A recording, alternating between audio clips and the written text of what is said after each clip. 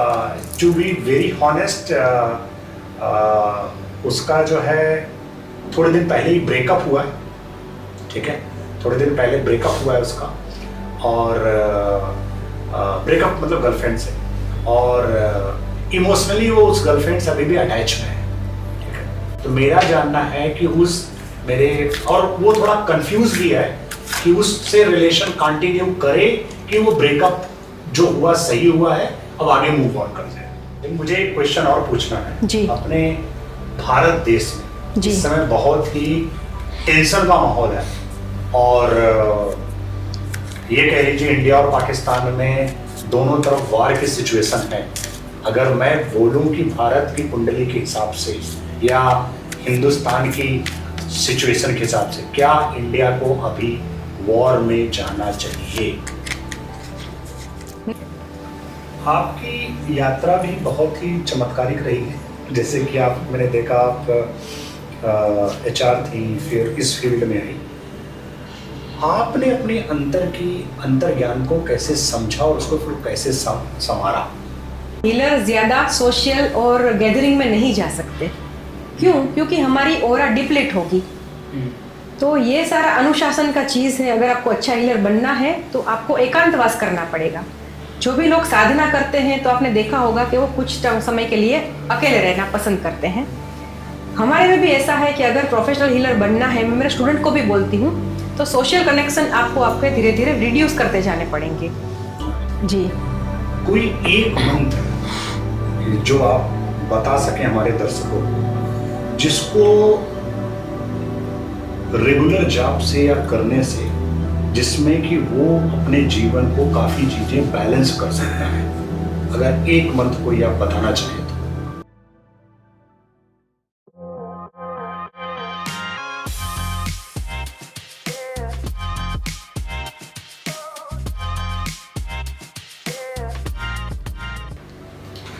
नमस्कार, मैं हूं रंजीत सिंह और आज हम अलौकिक यात्रा की अंतिम एपिसोड में आपका स्वागत करते हैं।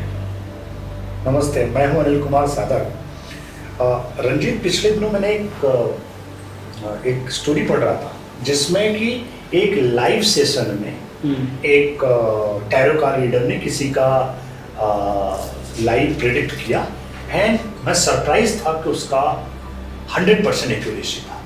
तो मैं हिमाद्री जी से पूछना चाहूँगा, क्या हम अभी लाइव में किसी का भविष्य देख सकते हैं? जी, बिल्कुल देख सकते हैं, पूछ सकते हैं। तो मेरा एक मित्र है, और वो मित्र जो है टू बी वेरी हॉनेस्ट, उसका जो है थोड़े दिन पहले ही ब्रेकअप हुआ है, ठीक है। थोड़े दिन पहले ब्रेकअप हुआ है उसका, और ब्रेकअप मतलब गर्लफ्रेंड से, और इमोशनली वो उस गर्लफ्रेंड से अभी भी अटैच में है, ठीक है। तो मेरा जानना है कि और वो थोड़ा कंफ्यूज भी है कि उससे रिलेशन कंटिन्यू करे कि वो ब्रेकअप जो हुआ सही हुआ है, अब आगे मूव ऑन कर जाए। आपके मित्र का नाम और जन्म तारीख बताइए, अगर पता हो तो। नाम बता दीजिए। मैं कैमरे पे तो नहीं, बट आई थिंक ऑफलाइन आपको मैं बता सकता हूँ नाम। तो मैंने आपको नाम जैसे बताया, और जन्म मान लीजिए 30 साल के। ठीक है। क्या है आपका मेन सवाल? मेन सवाल है, अभी जो ब्रेकअप हुआ है उसका, जी, उस ब्रेकअप से वो कंफ्यूज है, ब्रेकअप करके सही किया है या गलत किया है, और इस ब्रेकअप के बाद उसको दूसरे रिलेशन की तरफ मूव कर जाना चाहिए कि अभी थोड़ा टाइम देना चाहिए। जी देखिए, अभी जो उसका कार्ड आया है वो 3 ऑफ स्वॉर्ड आया है। तो मैं बताना चाहूँगी कि ये जो कार्ड है तो उन्होंने बिल्कुल सही किया है, क्योंकि काफ़ी हर्ट हुए होंगे वो ये रिलेशनशिप को लेकर, और काफ़ी चीज़ें ऐसी भी हैं कि जिसमें से बाहर आने में उनको काफ़ी टाइम लगेगा। तो जो दूसरा सवाल है कि दूसरे रिलेशन में जाना चाहिए, तो अभी का जो उनका वक्त है वो ऐसा है नहीं कि वो कोई इमोशनल स्टेट में जा पाए। तो अभी के समय में उनको थोड़ी देर खुद को टाइम देना चाहिए। जो डिसीजन उन्होंने लिया है ब्रेकअप करके वो बहुत सही है, क्योंकि ये रिलेशन में कहीं मुझे इमोशंस या कुछ इमोशनल कनेक्शन नहीं दिख रहा है। बहुत ही इंटरेस्टिंग। मुझे एक क्वेश्चन और पूछना है। जी। अपने भारत देश में जी। इस समय बहुत ही टेंशन का माहौल है, और ये कह लीजिए इंडिया और पाकिस्तान में दोनों तरफ वार की सिचुएशन है। अगर मैं बोलूं कि भारत की कुंडली के हिसाब से या हिंदुस्तान की सिचुएशन के हिसाब से क्या इंडिया को अभी वॉर में जाना चाहिए? नेगेटिव कार्ड है तो ये कार्ड के हिसाब से तो मना हो रहा है कि अभी वॉर के लिए नहीं जाना चाहिए, थोड़ा देर और रुकना चाहिए। थोड़े समय के बाद सिचुएशन ऑलरेडी कंट्रोल में आने के चांसेस हैं। तो अभी जो सही समय नहीं है वॉर में जाने के लिए, और टेक्निक्स के द्वारा या और तर्क वितर्क करके फिर आगे फैसला लेना चाहिए। तो क्या वाकई ये रीजन है कि गवर्नमेंट टेकिंग टाइम और एक्शन अभी नहीं ले रही है? ये बड़ा इंटरेस्टिंग और क्या बोलते हैं उसको, पॉलिटिकल क्वेश्चन है। लेकिन मैंने बताया वैसे टेरो कार्ड जो है वो सिचुएशन इमोशंस के बेस्ड आंसर देते हैं। अच्छा। तो अभी की जो सिचुएशन है और गवर्नमेंट के भी जो थॉट्स होंगे, जो उनका भी आगे का प्लानिंग होगा, उसके हिसाब से कार्ड जो है वो प्रेडिक्ट कर रहे हैं। ये तो बहुत ही मजेदार चीज हुई।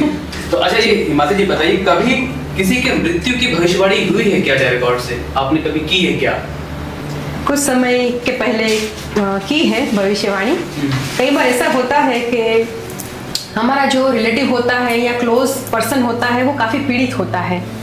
तो उस केस में कुंडली के हिसाब से जब हम देखते हैं कि अष्टम भाव काफ़ी पाप ग्रहों से पीड़ित हो, पाप ग्रहों की दृष्टि में हो, और शुभ ग्रह का मूवमेंट में टाइम लग रहा हो, अगर गुरु या चंद्र की, शुक्र की अगर दशा आ जाती है या तो दृष्टि पड़ जाती है, तो उस समय पे हम बोल सकते हैं कि हाँ बीमारी में से रिकवरी आएगी। लेकिन कई बार शुभ ग्रह की दृष्टि नहीं होती, उस समय पे हम बोल सकते हैं कि अभी चांसेस बहुत कम हैं। टेरो कार्ड में भी अगर नेगेटिव कार्ड आना शुरू हो जाता है तो पता चल जाता है। और थर्ड चीज़ है कि हीलिंग में काफ़ी ये चीज़ें मुझे समझ में आ जाती है, क्योंकि बहुत बार हॉस्पिटलाइज्ड या बेड रिडन पर्सन होता है, बहुत बीमारी से पीड़ित होता है, तब उस टाइम पे उनके स्वजन हमें पूछते हैं कि आपको क्या लगता है। हीलिंग सेशन के दौरान जब वो सोल अपना आगे का जर्नी के लिए प्रिपेयर हो जाती है, तब सोल को सबसे पहले पता चल जाता है कि ये बॉडी मुझे छोड़ना है। तब हमें पता चल जाता है कि वो 3-4 दिन पहले हीलिंग एक्सेप्ट करना बंद हो जाता है। तो हम उनको इंडिकेट कर देते हैं कि अभी आपके 100 पर्सन है वो हीलिंग एक्सेप्ट नहीं कर रहे हैं, कुछ भी समय कुछ हो सकता है। तो क्या किसी व्यक्ति का भविष्य पूरी तरीके से बदला जा सकता है, चाहे वो ज्योतिष से कह लीजिए या टैरो कार्ड से कह लीजिए, किसी भी तरीके से? जो भी पूरे पॉडकास्ट के दौरान हमने आपसे सुना, चाहे वो क्रिस्टल का इस्तेमाल हो या टेक्नोलॉजीज, आपकी जो टेक्निक्स हैं, तो क्या किसी का भविष्य पूरी तरीके से बताया जा सकता है? संभव है, लेकिन मुश्किल भी है, क्योंकि मैंने जो पैरामीटर्स दिए वो सारे पैरामीटर्स को बैलेंस करना पड़ता है। अगर सारे पैरामीटर्स बैलेंस करके भी अच्छे से वो रिचुअल्स करे तो कुछ हद तक भविष्य बदला जा सकता है। उसका एक एग्जाम्पल भी है मेरे पास। मेरा ही एक स्टूडेंट है, उनकी पत्रिका किसी को आप दिखाओगे तो मतलब साधु होने के योग है, सांसारिक सुख ही नहीं है। 2-3 एंगेजमेंट ब्रेक हुई तो कहीं ना कहीं रिश्ते की बात आए, एंगेजमेंट होके टूट जाए, या कहीं ना कहीं ऐसा ही नज़र आ रहा था कि ये सोशल लाइफ में नहीं जा सकता है। फिर हमने वो ग्रहों की शांति करवाई, कुछ हद तक हीलिंग सेशंस भी लिया, उसने खुद ने भी हीलिंग सीख के उसके जो भी चक्रास थे उसको बैलेंस किया। और एक सुपर पावर है जो कुदरत खुद है। हम हीलिंग में मानते हैं कि वो डिवाइन फादर, डिवाइन मदर है। प्राणिक हीलिंग के कॉन्सेप्ट में हम उनको प्रेयर करते हैं। जैसे हमें कुछ चाहिए तो हम छोटे थे तब क्या करते थे, हमारे पेरेंट्स को मांगते थे। हमें नहीं पता होता है, हमें जैसे फॉर एन एग्जाम्पल एक बच्चे को कार चाहिए, वो अपने पिता को कहेगा कि मुझे कार चाहिए। पिता की देने की क्षमता है या नहीं है वो बच्चा नहीं जानता है, वो बस जिद पे अड़ा जाता है, पिता कुछ भी करके उसे वो कार दे देते हैं। सिंपल शब्दों में मैंने आपको ये समझाया, लॉ ऑफ अट्रैक्शन। जब भी आपको कोई चीज़ चाहिए आपके भाग्य में नहीं है, लेकिन आप जीरो डाउट के साथ अगर मैनिफेस्टेशन करते हैं, लॉ ऑफ अट्रैक्शन का यूज़ करते हैं, तो भाग्य को बदलना भी संभव है। बट ये इतना इजी भी नहीं है कि हर कोई इसे कर सके। उसके लिए भी आध्यात्मिक डिसिप्लिन ज़रूरी है, गाइडेंस ज़रूरी है, और सबसे पहले तो ईश्वर में फेथ, खुद में फेथ और यूनिवर्सल प्रोसेस में फेथ होना ज़रूरी है। आपकी यात्रा भी बहुत ही चमत्कारिक रही है। जैसे कि मैंने देखा आप HR थी, फिर इस फील्ड में आई। आपने अपने अंतर ज्ञान को कैसे समझा और उसको फिर कैसे संवारा? बहुत ही अच्छा सवाल है। जब मैंने ये यात्रा शुरू की, मुझे पता नहीं था कि ये यात्रा कहाँ ख़त्म होगी। मैंने जब रेकी सीखा तब मैंने खुद के लिए ही सीखा था कि मैं खुद प्रैक्टिस कर पाऊँ। मेरे रेकी के जो पहले गुरु हैं उन्होंने तब मुझे बोला था कि जब भी हम कोई विद्या सीखते हैं वो किसी और के लिए सीखते हैं, तो आगे चल के पता नहीं तुम कितने लोगों को हील करोगी। मैं उस चीज़ को बहुत मजाक में ले रही थी। मुझे लगा मुझे तो खुद का ठीक करना है, मुझे बैलेंस रहना है, मुझे किसी को कुछ अच्छा नहीं करना है। तो उन्होंने बोला कि वेट एंड वॉच। आज भी मेरे वो गुरु हैं, उन्होंने प्रैक्टिसेस छोड़ दी है, बट 28 साल की उम्र में मुझे उन्होंने गुरु पद दिया, रेकी ग्रैंड मास्टर बनाया। उन्होंने बोला कि मुझे तुम में कुछ क्षमता दिखती है कि आगे चल के तुम ये विद्या को स्प्रेड करोगी। तो ऐसा होता है कि हमारी नियति में भी कुछ चीज़ें होती हैं। सबसे पहले मेरा गुरुओं के लिए सरेंडर बहुत रहा है। अभी मैं पॉडकास्ट में भी बात करूं तो मेरे 21 गुरु रहे हैं अलग अलग चीज़ों के लिए। तो मैं बहुत ब्लाइंड हूँ, मेरे गुरु जो मुझे बोले मैं बहुत फॉलो करती हूँ। ये एक चीज़ है कि मेरा स्पिरिचुअल अनुशासन बहुत अच्छा रहा है, क्योंकि गुरु की एनर्जी फील्ड में हूँ, उनके गाइडेंस के अंदर हूँ। दूसरा चीज़ के योग ध्यान ने भी काफ़ी कुछ मेरे जीवन में परिवर्तन लाया है। मेरी डेली प्रैक्टिस है, मैं योग प्राणायाम मेडिटेशन रेगुलर करके सोती हूँ। जो टिप्स मैं दूसरों को बोलती हूँ वही रेमेडीज वही टिप्स मैं खुद भी फॉलो करती हूँ। कंटिन्यू अभ्यास हीलर के लिए एक श्राप है कि हम हीलर ज़्यादा सोशल और गैदरिंग में नहीं जा सकते। क्यों? क्योंकि हमारी ऑरा डिप्लीट होगी। तो ये सारा अनुशासन का चीज़ है। अगर आपको अच्छा हीलर बनना है तो आपको एकांतवास करना पड़ेगा। जो भी लोग साधना करते हैं तो आपने देखा होगा कि वो कुछ समय के लिए अकेले रहना पसंद करते हैं। हमारे में भी ऐसा है कि अगर प्रोफेशनल हीलर बनना है, मैं मेरे स्टूडेंट को भी बोलती हूँ, तो सोशल कनेक्शन आपको आपके धीरे धीरे रिड्यूस करते जाने पड़ेंगे। क्योंकि जितना ही ज़्यादा लोगों के बीच में आप रहोगे, वो लोग पॉजिटिव हैं तो अच्छी बात है, आपकी ओरा पॉजिटिव होगी। लेकिन वो लोग अगर टॉक्सिक हैं, नेगेटिव हैं, तो आप खुद ही स्टेबल नहीं रह पाओगे कि आप दूसरे को हील कर पाओ। तो ये एक चीज़ भी मैंने प्रैक्टिस में लाया है। जितना हो सके मैं उतना अकेले रहना पसंद करती हूँ। मेरी प्रैक्टिस, मेरा अभ्यास कंटिन्यू करती रहती हूँ। तो मेरा 2 प्रश्न है जी। पहला कि मंत्रों में बहुत शक्ति होती है, मैंने सुना है जी। कोई एक मंत्र जो आप बता सकें हमारे दर्शकों, जिसको रेगुलर जॉब से या करने से जिसमें कि वो अपने जीवन को काफी चीजें बैलेंस कर सकता है? अगर एक मंत्र कोई आप बताना चाहें तो। सभी मंत्र इफेक्टिव हैं, सभी मंत्र अपने आप में ऊर्जा के समान हैं। तो आपकी जिसमें भी आसक्ति हो आप वो मंत्र कर सकते हो। लेकिन बहुत ही छोटा सा एक मंत्र है, पंचाक्षरी मंत्र, ओम नमः शिवाय। क्योंकि शिव जी जो है वो सुप्रीम पावर है, 3 देवों में से एक हैं और बहुत छोटा सा मंत्र है। तो डेली रूटीन में अगर आप एक माला जाप ओम नमः शिवाय का करते हो तो काफ़ी कुछ चीज़ें आपकी बैलेंस हो सकती हैं और आप खुद भी बहुत ऊर्जावान महसूस करोगे। तो बहुत सारे लोग बोलते हैं कि पंचाक्षरी मंत्र जो है वो सबके लिए नहीं है, हर कोई नहीं करना चाहिए, ठीक है? या कहते हैं कि महिलाओं को शिवाय नमः या ओम नमः से बहुत सारी चीज़ें सुनता रहता हूँ, आजकल लोग बोलते हैं। तो ये कहाँ तक आपके नज़रिए से क्या आपका कहना है इसके बारे में? मैंने शास्त्र पढ़े हैं, तो हमारे शास्त्र में, हमारे वेदों में कहीं ऐसा कोई उल्लेख नहीं है कि महिलाओं को मंत्र नहीं करना चाहिए। क्योंकि अगर सबको मोक्ष की ओर जाना है तो सभी को ये स्पिरिचुअल प्रैक्टिसेस करनी पड़ेगी। और शिव जी में तो हर कोई समाया हुआ है, तो बिल्कुल ऐसा नहीं है। इवन हनुमान जी के लिए भी सब लोग ऐसा मिथ है कि बोलते हैं कि हनुमान जी की सेवा महिलाएं नहीं कर सकती। लेकिन हनुमान जी ब्रह्मचारी है, तो आप भाई के रूप में, पिता के रूप में या गुरु के रूप में उनकी भी सेवा पूजा कर सकते हो, हनुमान चालीसा का भी पाठ कर सकते हो। तो ये बिल्कुल मिथ है।